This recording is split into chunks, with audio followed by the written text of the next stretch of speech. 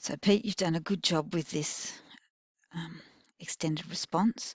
You've established in your opening paragraph that it's air resistance that is going to cause the difference. You've established what is identical, and I would perhaps say that because of velocity being held constant and angle held constant, therefore drag is going to be a significant factor in the different force of air resistance. So I guess as I quickly read through your response, the idea that air resistance is a force that opposes motion and therefore will reduce the range of the object doesn't come out as strongly as I would hope.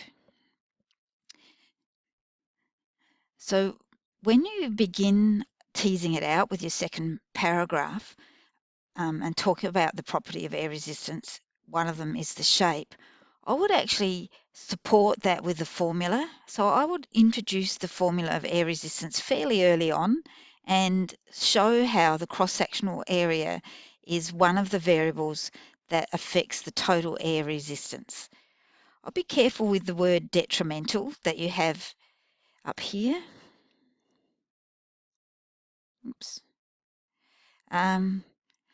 It's, to me, detrimental is damaging. It's opposing the motion. So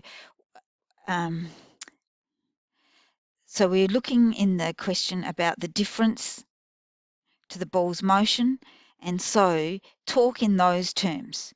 So it will reduce the horizontal component of the velocity because it opposes motion.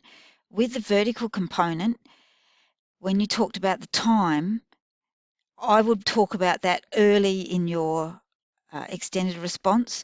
So the time of flight, because air resistance opposes motion vertically upwards, the maximum is less, but because it opposes motion as it drops vertically down, that's going to increase the time. So the net effect is a slight reduction in time, but the effect that is the one that is most visible is on the horizontal component. So then you address the factors, the area of cross-section, you do this very well, and you also address the texture, you do that very well. All right, and so you've done a very good job with your extended response. So the next thing is the timing of it all. Now, some of this is, it will take you longer. So when you're doing an extended response as a learning exercise, it will take you longer.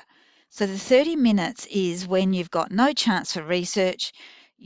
All you're doing is structuring your response and writing out what you know. And I think then you'll be much closer to the 30 minutes. So I hope those comments are helpful. I just want to re-emphasize the use of a plan. I'm not sure if you did use one, but getting the order in a plan can really speed up your writing. So I'd give about 3 minutes for the plan and then, or 5 minutes and then 25 minutes for the writing.